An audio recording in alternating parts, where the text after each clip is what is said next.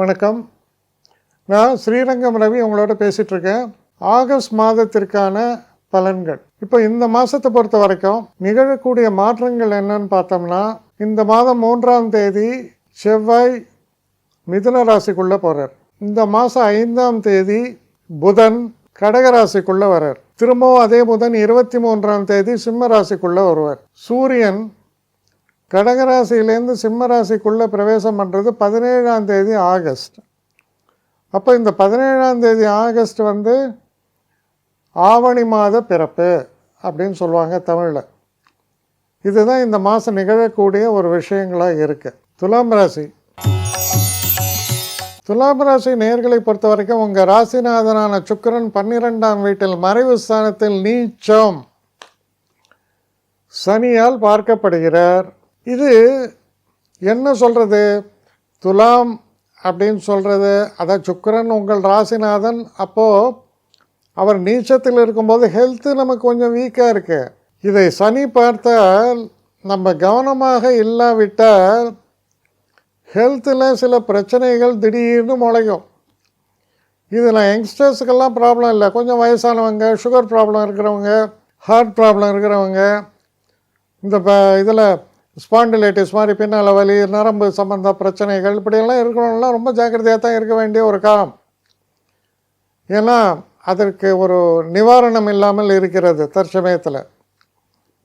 அப்போ இந்த மாதத்தில் ஹெல்த்தில் ரொம்ப கவனமாக நீங்கள் செயல்படணும்.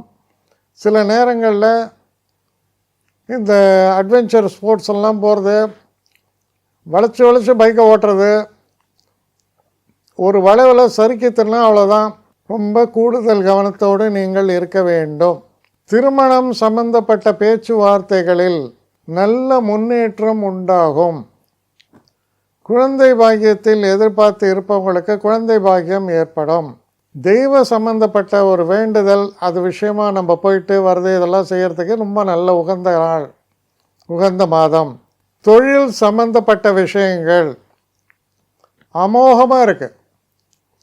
10ஆம் வீட்டில் சூரியன், புதன், குரு கிட்டத்தட்ட பார்த்திங்கன்னா இந்த காம்பினேஷன் 5ஆம் தேதி தொடங்கி 17ஆம் தேதி வரைக்கும் இருக்குது. 17 சூரியன் 11ஆம் வீட்டுக்கு படுறது இன்னும் நன்மை.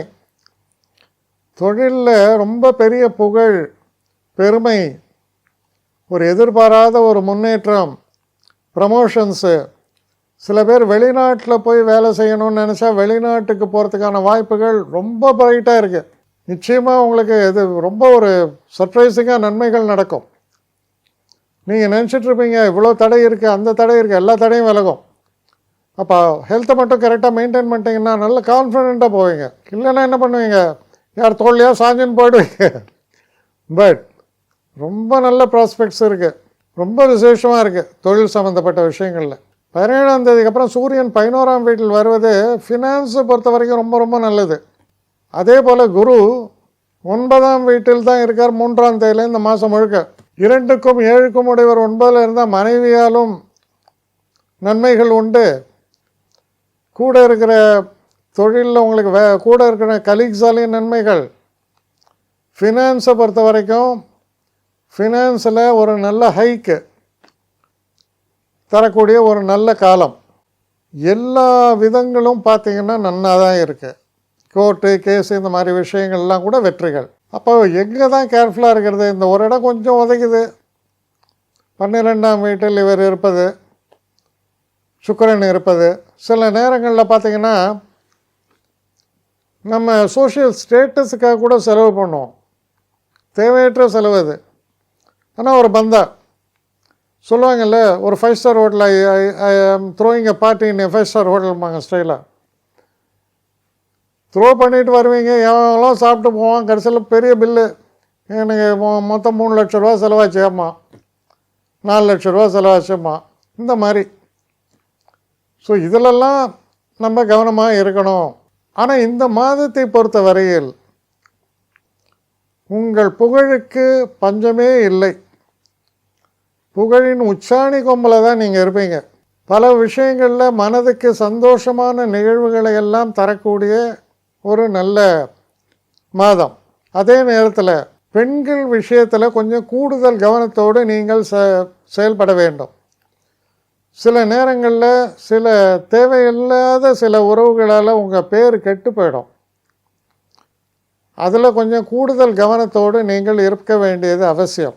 நிறைய அச்சீவ்மெண்ட்ஸு, பிரேக் த்ரூ இதெல்லாம் சொல்லலாம். தனிப்பட்ட வாழ்க்கையிலும் மிக சிறப்பாகத்தான் இருக்கிறது.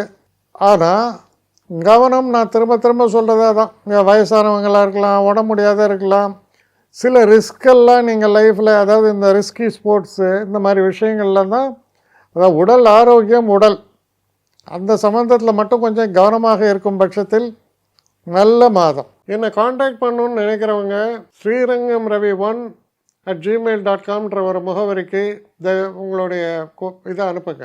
கட்டணம் உண்டு, அதோடைய விவரங்களை நான் உங்களுக்கு அனுப்புகிறேன். ஆனால் நான் இன்றைக்கி மேல் அம்சம் இன்னும் பதில் வரலையே அப்படின்னு வருத்தப்படாதீங்க. ஏன்னா எனக்கு கொஞ்சம் பெண்டிங்கில் இருக்குது. ஒரு நாளைக்கு எவ்வளோ பேரை நான் பார்க்க முடியும்? 3 பேர் 4 பேர் மேலே என்னாலையும் பார்க்க முடியாது. ஆனால் நிறைய பேர் ஆசைப்பட்றாங்க. ஆனால் கண்டிப்பாக நான் எல்லாருக்கும் ரிப்ளை பண்ணுவேன். சில நேரங்களில் 3 to 4 வீக்ஸ் ஆகும் என்னுடைய ரிப்ளை வரத்துக்கு. ஆனால் வரும். ஏன்னா நான் எல்லோரும் ஒரே நேரத்தில் ஒரு நாளைக்கு 10 பேர் பார்க்கணுன்னா முடியாது. ஸோ அதை கன்சிடர் பண்ணுங்கள். நான் நிச்சயமாக ரெஸ்பாண்ட் பண்ணுவேன். இதில் இந்த கல்யாண பொருத்தங்கள் போன்ற விஷயங்களை ஓரளவுக்கு அவசரமாக பார்க்கணுன்னு நினச்சா அதுக்கு ஓரளவுக்கு ப்ரையாரிட்டியும் தரேன். அதனால் கொஞ்சம் பொறுமை காக்க வேண்டும். கொஞ்சம் டிலே ஆகிறதுக்காக என்னை மன்னிக்கணும். ஆனால் ஐ மீன் ஹெல்ப்லெஸ் சுச்சுவேஷன். அதனால தான் நிச்சயமாக ஐ வில் ரிப்ளை யூ.